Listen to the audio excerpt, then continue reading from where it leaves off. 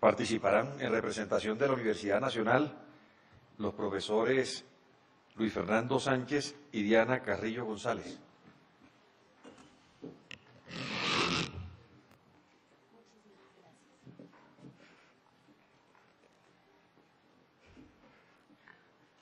Honorables magistradas y magistrados de la Corte Constitucional y demás presentes en este escenario. En nombre de la Facultad de Derechos, Ciencias Políticas y Sociales de la Universidad Nacional de Colombia, extendemos un fraternal saludo. Nos permitimos empezar recordando que ustedes, nuestro alto Tribunal Constitucional, como intérprete auténtico de la Carta Magna, en sentencia C-075 de 2007, puntualizó, refiriéndose a las parejas del mismo sexo, que, cito, hoy por hoy no existen razones objetivas que justifiquen su tratamiento diferenciado. 8 años después, todavía no existen. Y cuando se aluden, acudiendo a la norma del jus cogens, debemos tomarlas como sospechosas.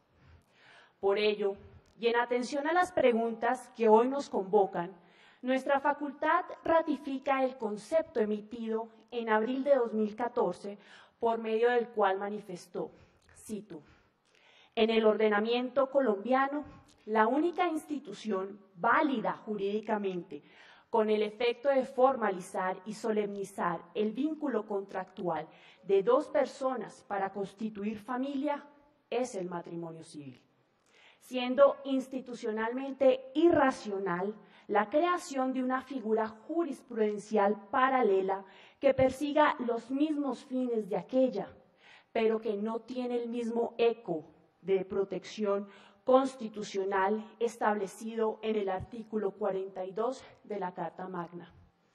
Una nueva institución jurídica, por fuera del orden constitucional, conduce a la antinomia e inseguridad jurídica del régimen de familia y a la interpretación discriminatoria frente a personas de orientación sexual diversa, lo cual está proscrito en la Constitución política y en el Estado social de derecho.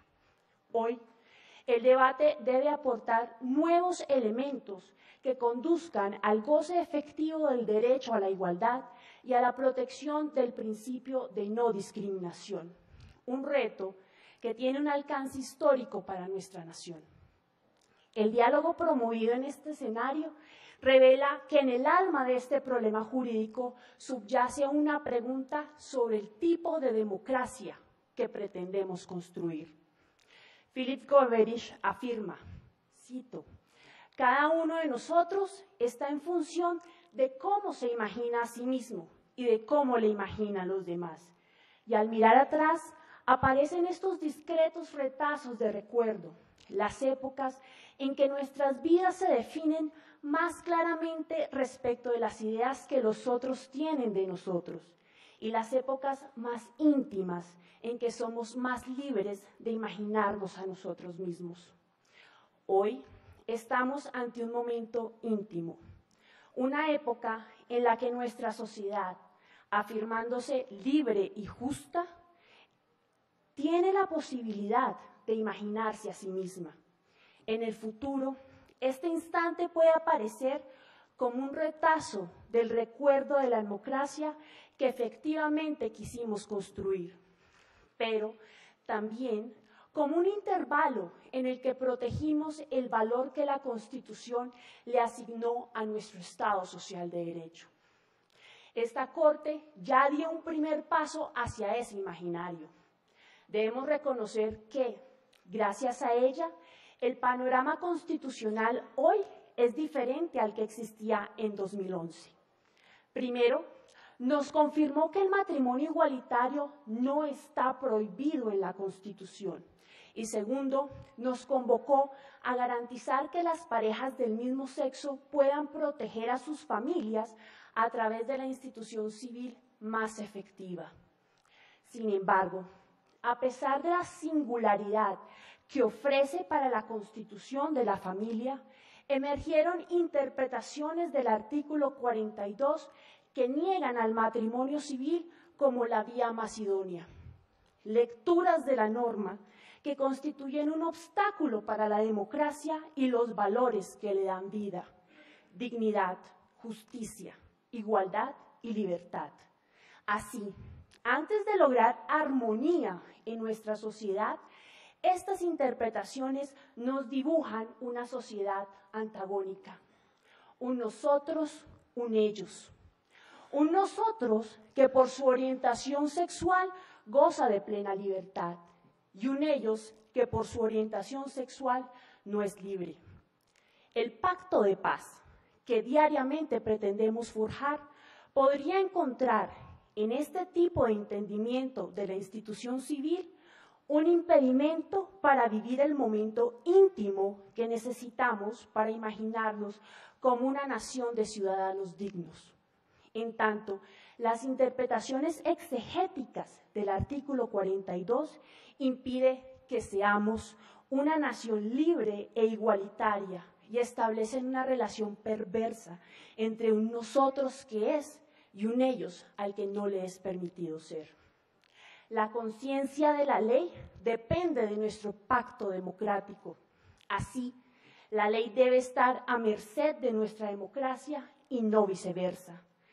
Pero no hacemos referencia a cualquier democracia, sino a la que rige en nuestro pacto político, aquella que erige la diversidad como máximo baluarte de esta nación y, por lo tanto, integra la misión de restituir los derechos a quienes por su sentir o pensar distinto históricamente les fueron arrebatados.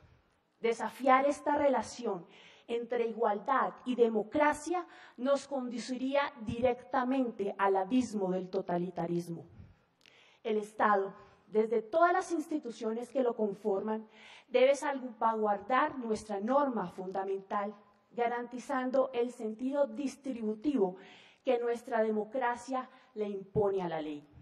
El Estado no puede dividir su función social, sino que debe armonizar su ejercicio como autoridad política, protegiendo de manera integral la democracia en donde ésta se encuentre perturbada. La legitimidad del Estado se alimenta en la capacidad de todas sus instituciones de creación democrática de la ley.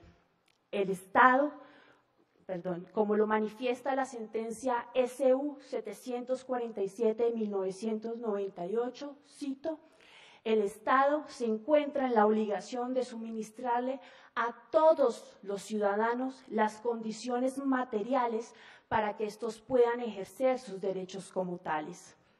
Por ello, las decisiones de honorables jueces de la República, que conociendo la naturaleza jurídica y secular del matrimonio, celebraron este contrato entre parejas del mismo sexo, no solo han fortalecido la democracia, sino también han protegido su pluralismo, así como la igual dignidad y autorrealización de estas parejas, pues siguiendo a la Corte Constitucional en sentencia T-299 de 2003, cito: una democracia constitucional solo se realiza si cada instancia pública de decisión tiene como norte permanente y no coyuntural la afirmación del cúmulo de atributos que a la manera de derechos fundamentales afirman la dignidad del hombre.